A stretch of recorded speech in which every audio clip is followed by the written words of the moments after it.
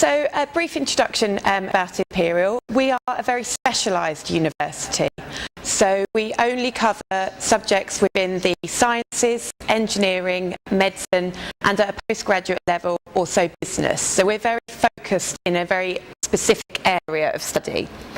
We're also very good at what we do. So our rankings, consistently, we are in the top 10 and off the top 5 of global rankings.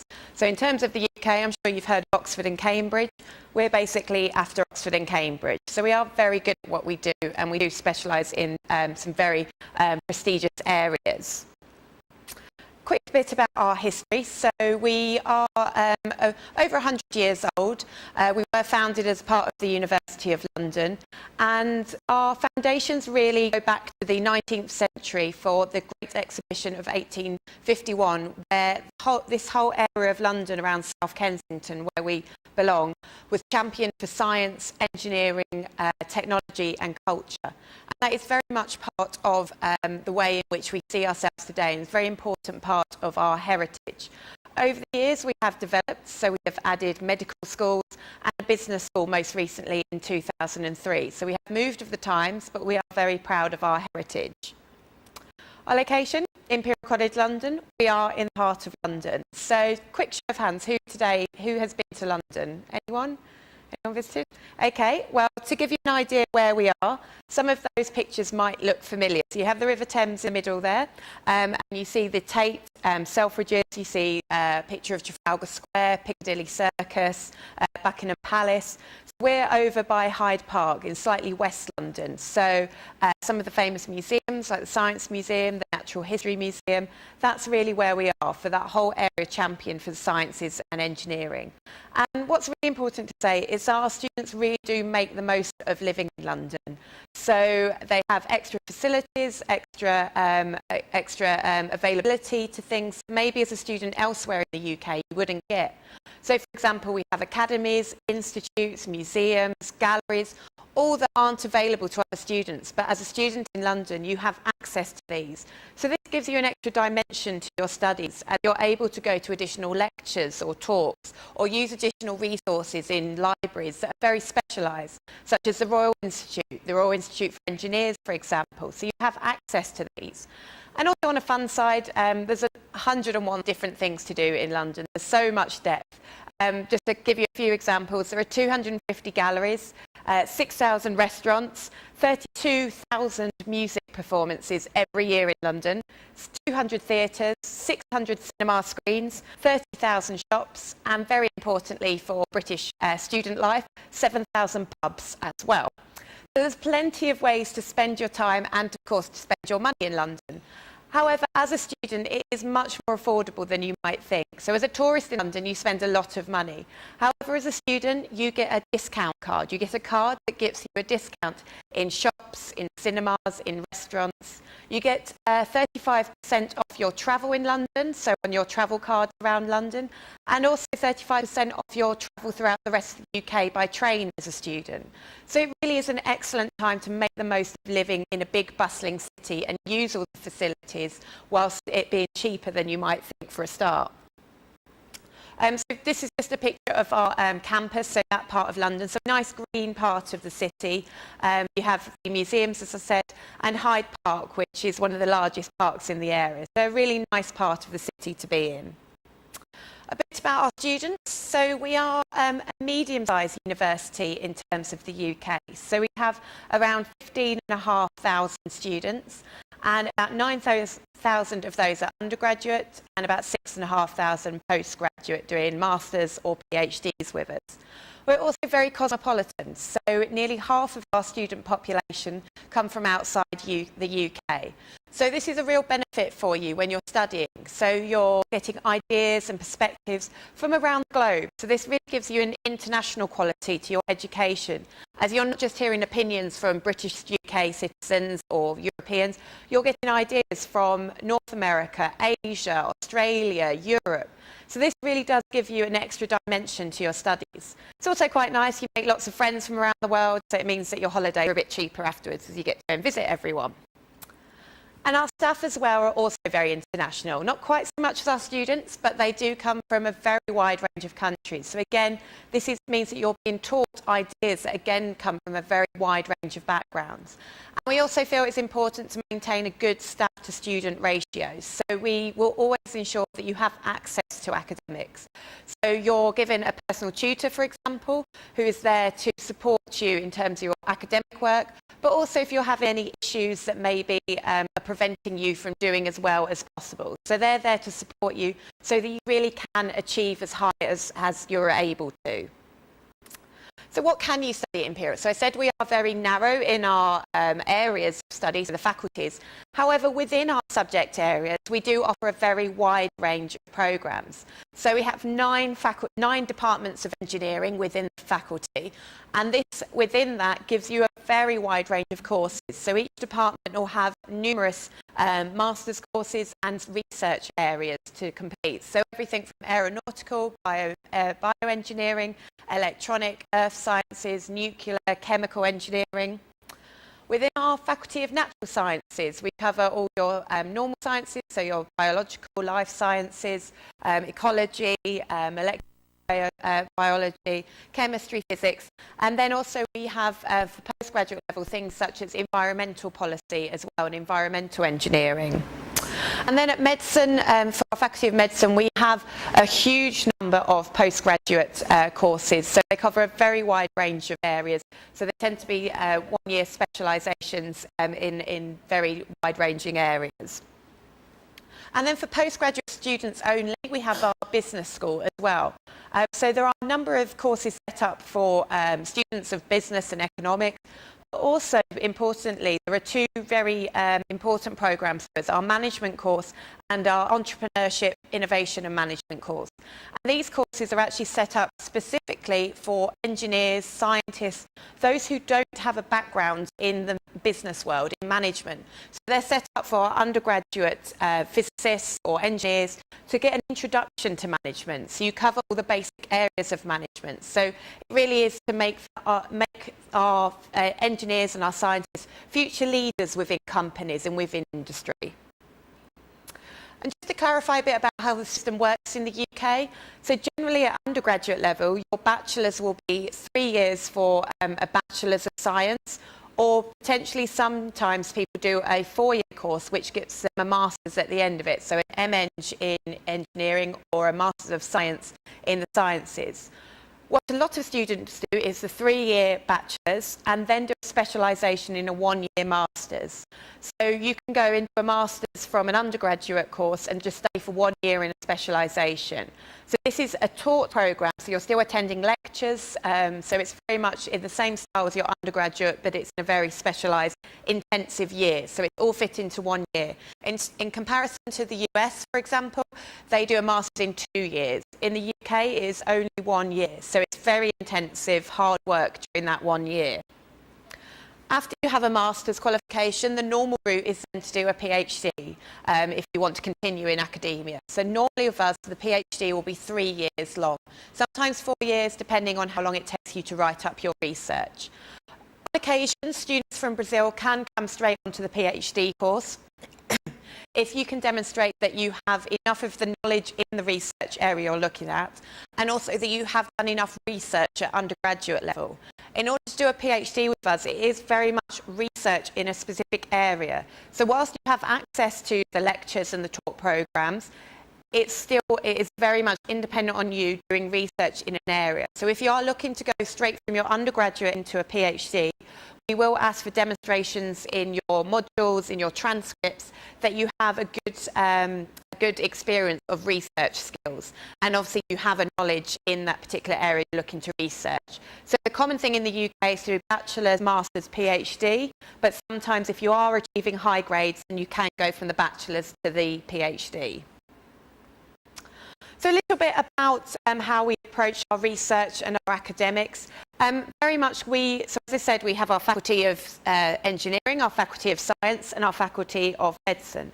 However, we really try and encourage our students to communicate between each other and work on projects together. As we see, this is really important in driving things forward to address world issues. So, for example, there we have our mechanical engineers working with computing, working with medicine and scientists to make robotic surgery. So this is our Da Vinci robot. So it's having input from our engineers, our scientists and medics in order to improve surgery. With this device, our doctors and surgeons can be much more precise in what they're doing. It means that there is less trauma for the patient, less invasive surgery and quicker healing time.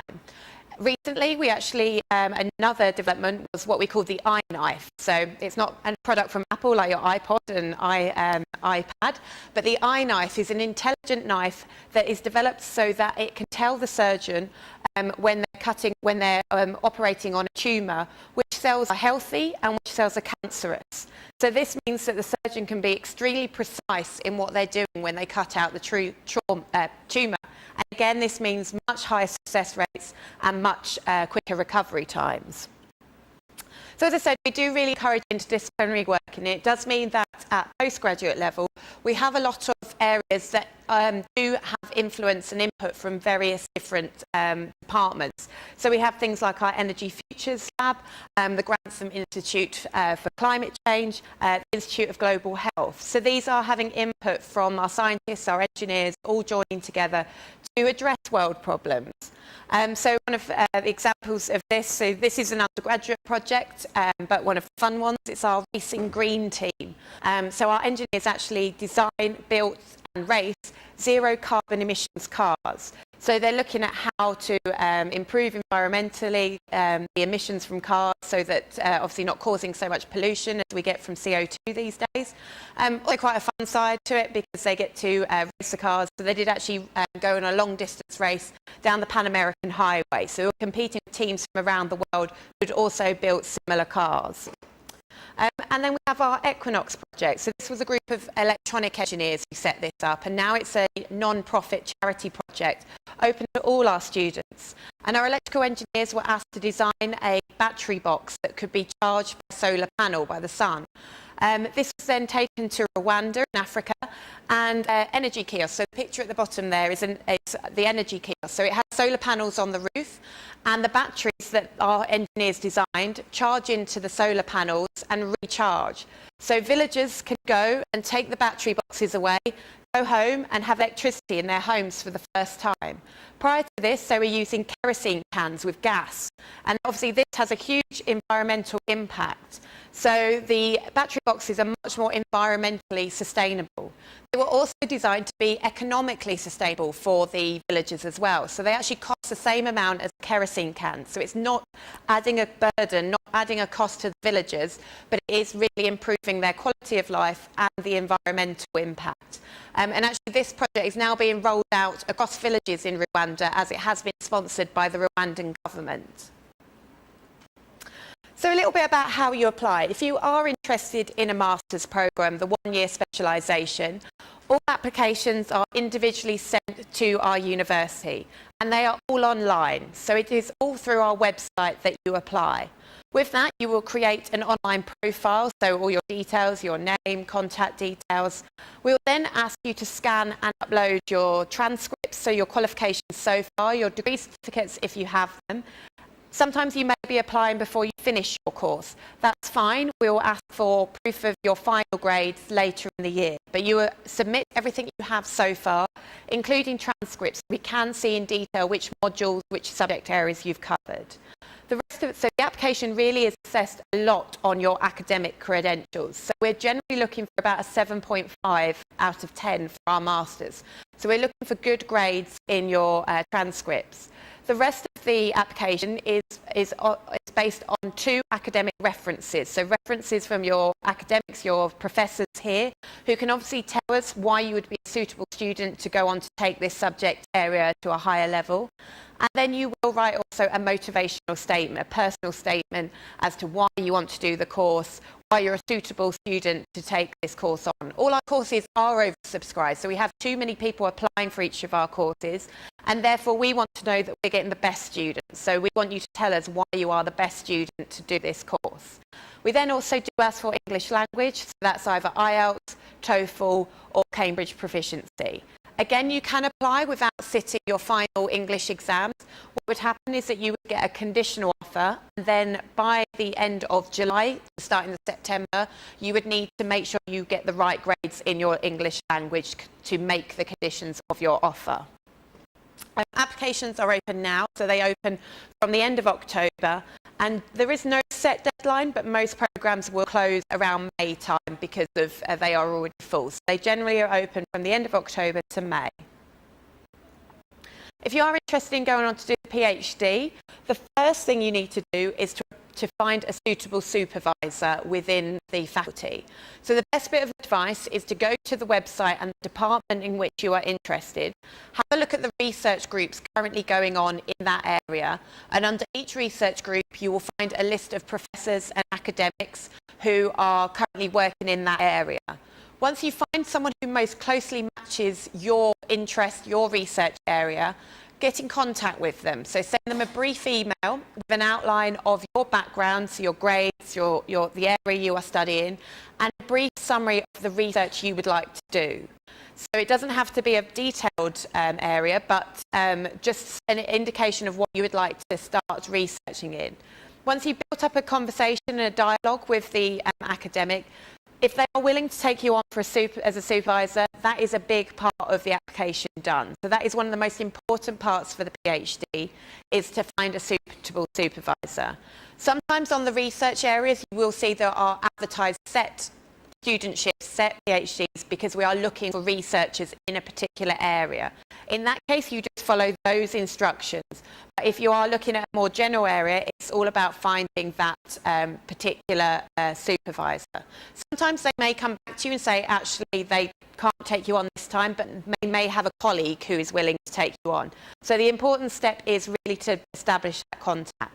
Once you have that contact, it's all through the formal application I just said for the Masters, so the online application with your grades, your transcripts, 2 academic references again, and the personal statement. And at this stage, you submit a full research proposal. So this is a couple of pages, a detailed document on what you propose you are going to research for the next few years. So it's a much more detailed document at this stage. Generally, if you have the supervisor sorted out, then your application is most likely to be successful. So it is the supervisor is the most important part of the PhD application. A little bit about how much it costs. So in the UK, we do have quite substantial fees for overseas students, so they do vary between programs. In terms of cost of living, for your study visa, the UK Border Agency have asked now that you can demonstrate that you have £1,000 per month available that you are a student in London. This doesn't mean you spend that much necessarily, and most students will spend a lot less, but the Border Agency now asks for this demonstration. So it's something to be aware of, that you need to be prepared in advance, because you have to demonstrate you have this money over a set number of months. So it's something you just need to be aware of. Good news is there is a lot more funding now available. Big news is that we are part of Science Without Borders now, Ciencias Sem Fronteiras. So we really do encourage you, particularly at PhD level, to take advantage of this. As Imperial is a top-ranked university, generally the scheme is very happy to fund students to come and study with us. And we're very much trying to encourage students to do that, as it is a really good option. Your other options do include funding from our university, so we do have 50 PhD studentships available each year. That does cover all departments, so it does vary who achieves this each year, and generally they will go to the best students. Then also you will find the departments will have their own pots of money. So it's a question of looking at the department, what the department can offer you. And again, talking to the supervisor you meet can be very advantageous, because often they know of pots of money that is available. Unfortunately, there's not a huge amount now for master's students for the one-year programme. Again, some departments may offer money for the one-year programme, but generally most of the money does go to PhD funding. And what you'll find is many students may add up lots of different areas of funding. So they may get £10,000 from one area, then 15 from another. So you can add up your funding in different areas so that you actually have a large sum at the end of it. Just a little bit about our facilities. So we are very specialised, so we do have excellent facilities for the subjects we offer. So this is our hydrodynamics lab for civil engineering. We have a wind tunnel for aeronautics, mechanical engineering. Flight simulator, again for aeronautics. So some of my colleagues got to play on this, but it can program any airport in the world and make it so that you can fly the aircraft that you're designing to feel the aerodynamics of the plane. Most of my colleagues crashed their planes when they did it. And for example, it's an electronic anatomy table. So for all the medics and scientists, instead of using dead bodies all the time, they now have an electronic version. So this is designed exactly like the human body, and you can cut and slice and take things away and see exactly as it would look like on a human body. But then, of course, it's computerized, so it resets and you can start again. So not having to deal with dead bodies quite so much. So a little bit about what it's like to be a student at Imperial. So we are in the heart of London, so you very much use London as your campus. But on our campus, we do also have lots of things like shops and restaurants and bars for our students. And also the good thing is that these are discounted, so they're cheaper than sort of the rest of London. So it's a good option to kind of eat during the day. We have an excellent library, so again, very specialised in our areas. So you'll find a very wide range of books in there, very specialised. But as I mentioned, you also do have access to things like the British Library in central London, which has a copy of every single book ever published. Our student union, I do talk about this because it can be quite different in different places how the student union is. In the UK, the student union is there for every single student to use and take advantage of. It's not just a political area. It represents all students from every background, and they offer you lots of options to get involved and really enhance your time and make the most of your time studying with us. So you have elected representatives, but there's also lots of things such as sports clubs, music clubs, culture. You'll often find there's a club attached to your area. So we have things like Robotics Society, so they build robots that fight, from what I understand. But also things that are not part of your studies, but just for you to enjoy yourself and make the most of your time. So we have everything from a parachuting and paragliding club to a cheese society. So it's a great way to meet people, discuss ideas, and make the most of your time being in London. Also do like to mention our sports facilities, as these were renovated in time for the Games, so the Olympic Games. So I'm sure you'll be getting excited in a couple of years, as we were for the Olympics coming to the UK. But during the Games, we actually hosted members of 14 different national teams. So we had Japanese fencers, we had Swiss triathletes staying in our accommodation and using our swimming pool, our gym, as part of the training and preparation for the Olympics. And actually, if you added up all their medals, Imperial would have come 11th in the Olympic medal table overall. So we're quite proud of the people who come and stay with us. And as a student, you have free access to this. So you have free access to the swimming pool, the gym, the climbing wall that Olympians have used. So that's quite a nice thing. And then also, particularly at graduate level, we have invested in providing a graduate school. So this is an extra mechanism of support for you. As an undergraduate, you meet lots of people, you get involved in things. Sometimes as a graduate, it can be a bit more difficult to kind of integrate into university life. If you're doing a master's, you're only there for 1 year, and it's a very intensive year. And if you're a PhD student, perhaps you're researching in a very specific area, you're not meeting that many people. Therefore, we set up a graduate school to really encourage you to meet the other graduates in the community and build up a graduate community. So they put things on such as social events, how to get to know London, but also in terms of making the most of your studies. They run academic courses. So we actually have award-winning courses run by our graduate school. So this is things like presentation skill training, teamwork, leadership skills. So it does mean that when you finish with us, you are much more employable because you have all these soft skills on top of your degree. As I said, it just helps you integrate into the community more. As we are a top university in London, we do get many guest speakers come through. So we have world-known guest speakers such as Bill Gates, but also academics in particular areas do come and talk to our students. And these are open to most students to come along and listen to extra lectures. So it means that you're not only reading and studying about these areas, but you're actually hearing experts in their field come and talk and really bring the subject to life. So that's something that is available to our students. And also our careers service. So this is a really good opportunity for students to think beyond their studies. So what you want to do after you're studying. So our careers service is there to support you from day one. Whether it's gradually building up your CV, your resume, so you're looking at your skills. They offer things such as workshops on interview skills, on other areas to help make yourself more employable.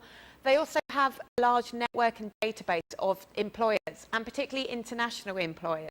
So often our students are sought after by leading world employers, and they want our students to come and work in countries around the world.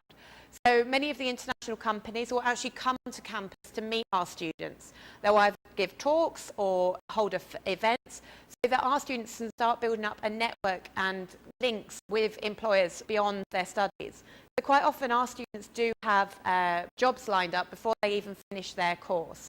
So we can't give you a job, we can't guarantee you a job, but we can give you access to the employers that really do want our students, as they are highly respected graduates.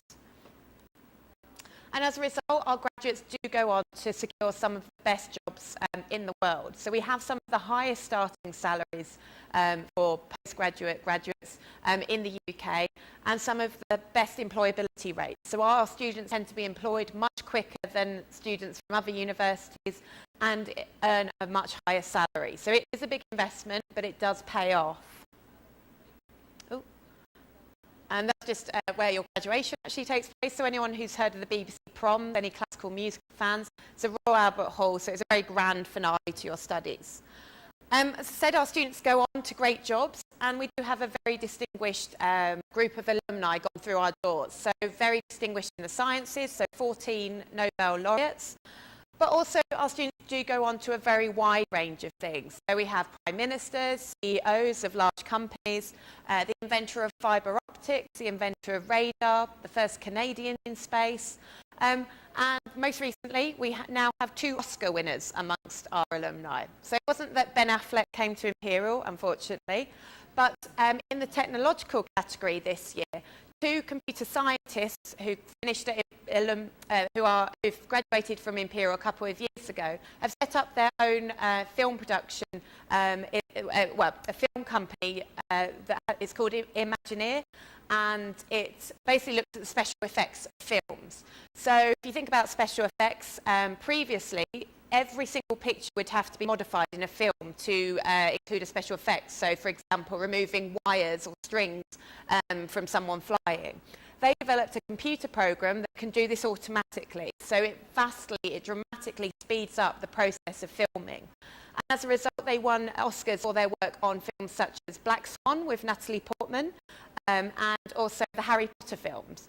Actually, our Imperial students were responsible for removing Voldemort's nose from the films. So our students do go on to a very wide range of things.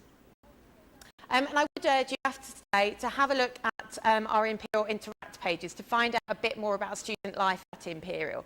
So these pages have things like blogs, which have blogs from students all across the university at all different levels. So they're talking about how they're finding their first week, what they're up to, their studies. So it's a good way to find out a little bit more.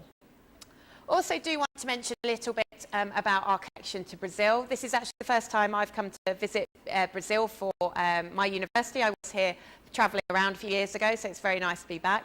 As a university, we are really trying to develop links with Brazil. So we started, it's called the Brazil Forum a few years ago, and that's a group of academics, professors, students who all either have connections to Brazil, so we have some Brazilian faculty or Brazilian students, or are interested in developing links. So we really do see it as an important area to develop this relationship. So these are just some of the collaborations currently going on. There are some here with Unicamp. So Professor Jerome Lam, for example, from mathematics comes over quite regularly, but also across Brazil. There's several links developing. So we are really keen to kind of build on these links and relationships. And as I said, we have signed Science Without Borders recently, so we do see this as a very important development. And also with other funding bodies. So there was FALPESB Week in London a couple of weeks ago, and we actually did sign an agreement with FALPESB as well. So we do really see it as an important area to develop the relationship. Okay, that is all from me. I know there's quite a lot of information there, but they're my contact details. So do feel free to contact me in the future if you have any questions. Apart from that, I'm very happy to take any questions you have now. Anyone got any general questions, or you can talk to me individually later. But anyone have any questions? All quiet? Okay, well, thank you very much for listening. I will stay here for a few minutes if you want to talk to me individually. Okay, thank you.